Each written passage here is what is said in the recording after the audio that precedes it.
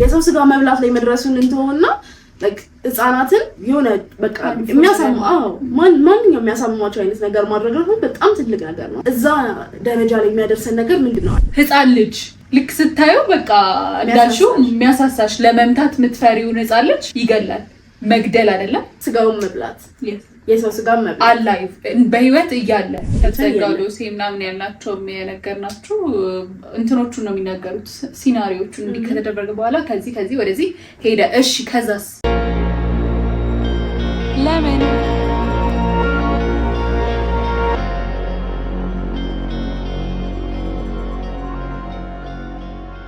እሺ ከዛስ አንድ የ10 ዓመት ህፃን ጠዋት ቦርሳውን አንግቶ ወደ ትምህርት ቤት ይሄዳል። እናቱ በሰላም ተመልሶ እንደሚመጣ ታስባለች። ነገር ግን ያ ህፃን ዳግመኛ አልተመለሰም። ዛሬ የምናየው ታሪክ በአሜሪካ ሞንታና ግዛት የተከሰተ ቢሆንም በውስጡ የያዘው የጭካኔ ጥግና የፍትህ መጓደል ግን ለማንኛውም ወላጅና ለማንኛውም ማህበረሰብ ትልቅ ማስጠንቀቂያ ነው። የናትናኤል ባርጆና ታሪክ ነው የምናየው። እንደ አውሮፓውያን አቆጣጠር በታህሳስ 1999 በሞንታና ግዛት ግሬት ፎልስ የሚገኙ ፖሊሶች የናትናኤል ባርጆናን ቤት በፈተሹበት ወቅት እጅግ አሳሳቢ የሆኑ ነገሮችን አግኝተዋል። በመኖሪያ ቤት ውስጥ በሚስጥር የተጻፉ ማስታወሻ ደብተሮች ይገኙበታል። እነዚህ ማስታወሻዎች ስለ ህፃናት የተጻፉ እጅግ ዘግናኝና አስፈሪ ሀሳቦችን የያዙ ነበሩ። ይህም በዚህ ቤት ውስጥ ለዓመታት ምን አይነት አሰቃቂ ድርጊቶች ሲፈጸሙ እንደነበረ ጥርጣሬ ፈጠረ። ታሪኩ ወደ ኋላ ተመልሰን የካቲት 6 1996 ዓ.ም የ10 ዓመቱ ዛክሪ ወይም ዛክ ራምሴ ወደ ትምህርት ቤት ሲሄድ ደብዛው በጠፋበት ወቅት ይጀምራል። ዛክ ከቤቱ ጥቂት ርቀት ላይ ነው የጠፋው። ምስክሮች አንድ የፖሊስ አይነት ጃኬት የለበሰ ወፍራም ሰው ልጁን ሲከተለው ማየታቸውን ተናገሩ። ከምስክሮቹ አንዱ ግለሰቡን ለይቶ አወቀው። ግለሰቡን በህፃናት ላይ በሚያሳየው መጥፎ ጸባይ የሚታወቀው ናትናኤል ባርጆና ነበር። የናትናኤል ታሪክ ወደ ኋላ ሲመረመር ገና ከልጅነቱ ጀምሮ በሌሎች ላይ ጭካኔ የሚያሳይና ህፃናትን ለማገት ሙከራ የሚያደርግ ሰው እንደነበር ያሳያል። ምንም እንኳን በተደጋጋሚ በቁጥጥር ስር ቢውልም በህግ ክፍተቶች ምክንያት ከእስር በቀላሉ ይፈታ ነበር። የስነ ልቦና ባለሙያዎች ሰውየው አሁንም ለህዝብ አደገኛ እንደሆነ ቢያስጠነቅቁም በ1991 ዓ.ም ግን ከእስር ቤት ተለቀቀ። የዛክ ራምሴን መጥፋት ተከትሎ መርማሪ ቤል ቤሉቺ የሚባል ሰው ናትናኤል እጁ እንዳለበት አጥብቆ ያምን ነበር። መርማሪው ለአመታት መረጃ ሲያሰባስብ ቆይቶ በመጨረሻ እንደ አውሮፓውያን አቆጣጠር በ1999 ናትናኤል በአንድ ትምህርት ቤት አቅራቢያ የሐሰት የፖሊስ መታወቂያ ይዞ ሲንቀሳቀስ ተያዘ። ይህ አጋጣሚ ቤቱን ለመፈተሽና የፍርድ ቤት ትዕዛዝ ለማግኘት አስቻለ። በቤት ውስጥ በሺዎች የሚቆጠሩ የህፃናት ፎቶግራፎች፣ የህፃናት ልብሶችና ለማሰቃያ የሚሆኑ የተለያዩ ቁሳቁሶች ተገኙ። በተጨማሪም ናትናኤል ዛክ በጠፋበት ቀን ከስራ ቀርቶ እንደነበረም ታወቀ። በተደረገው ተጨማሪ ፍተሻ 54 የህፃናት ስም ዝርዝር ያለበት ወረቀትን ተገኝቷል። ከዛክ ራምሴ ስም ቀጥሎ ደግሞ ሞቷል የሚል ስም ቃል ተጽፎ ነበር። ከዛክ ራምሴ ስም ቀጥሎ ደግሞ ሞቷል የሚል ቃል ተጽፎ ነበር።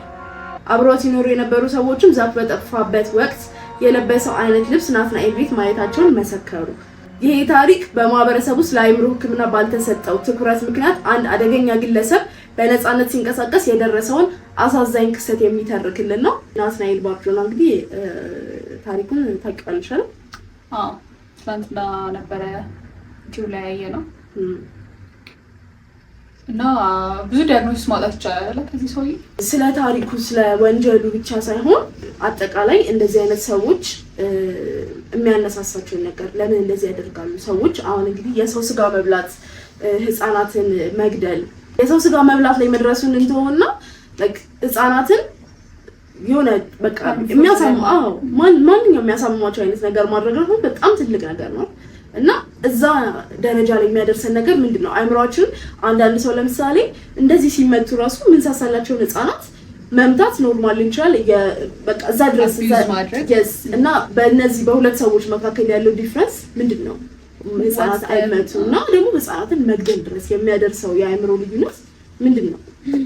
ህፃናትን አይደለም ላይክ ኤኒቲንግ ትልቅ ክራይም ወንጀል ተሰራ ሲባል ስትሰሚ ወንጀል አይድረስ ኢትስ ኦኬ። ስድብ ሰው ሲሳደብ ምን አይነት ቶት ነው የሚመጣልሽ? ማለት ያ ምን አስቦ ነው የሚሳደበው?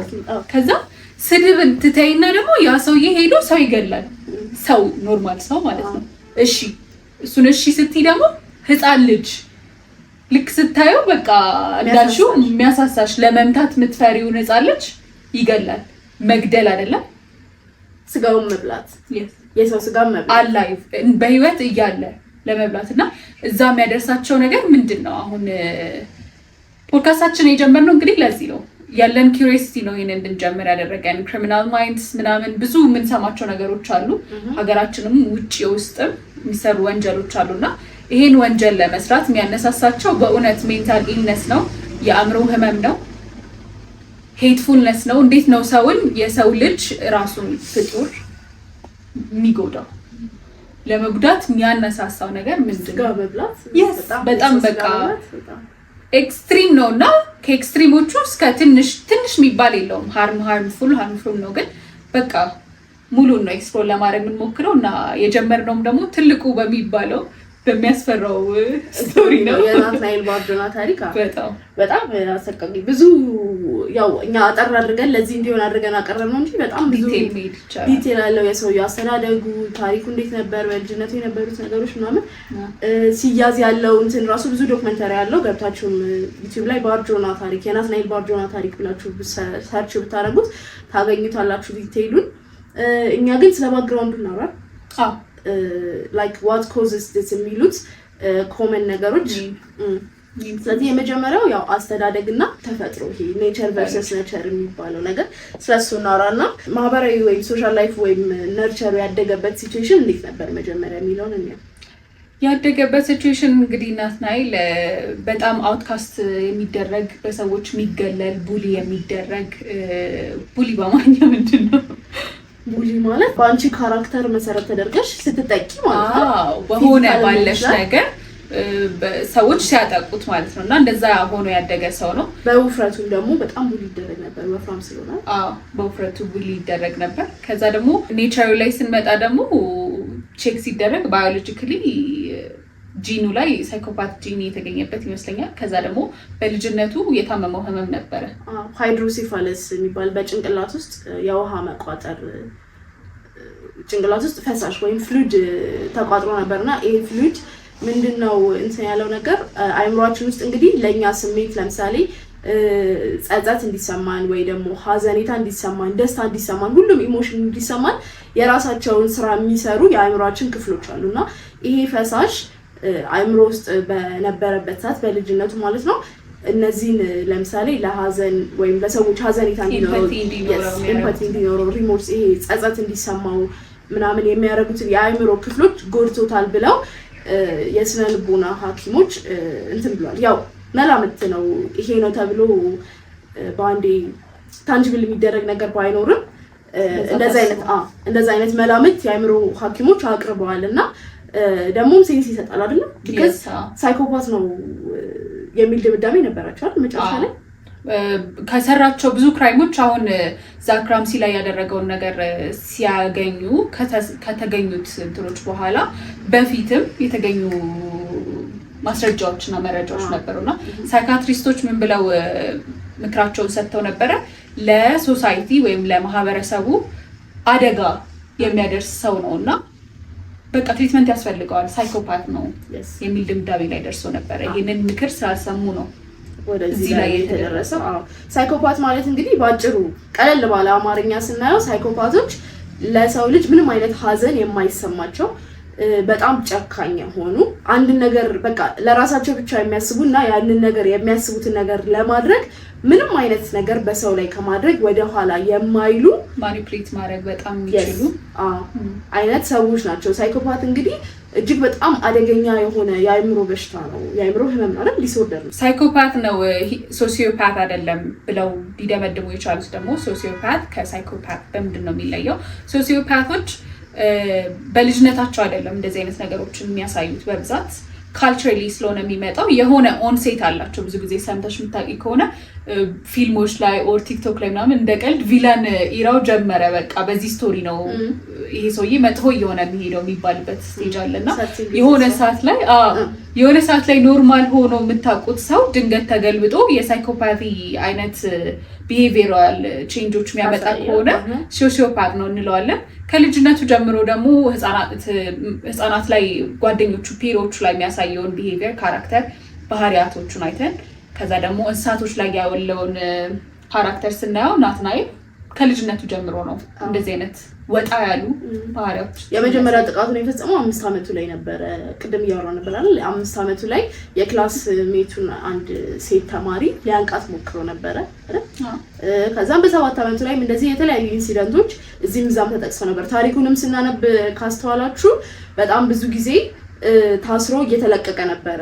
ያው በህጉ መዳከም ምክንያት ሊሆን ይችላል፣ ለአይምሮ ህመም ከምንሰጠውም ቫልዩ በጣም ሲሪየስሊ ካለመወሰዱም የተነሳ አይ በቃ ደህና ሆኗል ለተወሰነ ያክል ሲምፕተሞች መሻሻል ሲያገኝ በቃ ተሽሏል ብሎ የመልቀቅ ሁኔታም ነበር። አሁን ዋና ዋና ዳያግኖስ የተደረገባቸውን ነገሮች እንያቸውና ናትናኤል እንግዲህ አንደኛ አንታይ ሶሻል ፐርሶናሊቲ ዲስኦርደር ወይም ASPD የምንለውን የፐርሶናሊቲ ዲስኦርደር አለበት ብለው የአይምሮ ሐኪሞች ወስነዋል። እንግዲህ ይሄ ማለት አንታይ ሶሻል ፐርሶናሊቲ ዲስኦርደር ሶሳይቲ ላይ ሶሳይቲውን የሚያመጣቸውን ሩሎች አይቀበሉም ማለት ነው። ከሶሳይቲ ሩል ውጪ የሌሎችን መብት የሚጥስ ህግ ምንም ኬር ማይሰጠው ያሰበውን ነገር ለማድረግ ምንም ወደ ኋላ ማይል አንታይ ሶሻል የሆነ ሰው ማለት ነው። እንደዚህ አይነት ፐርሶናሊቲ ዲስኦርደር እንደነበረው ተናግሯል። ይሄም እንግዲህ ያው ግልጽ ነው አይደል? የሰው ስጋ መብላት፣ ህፃናቶችን የማይደረጉ ነገሮችን ማድረግ ምናምን የሚለው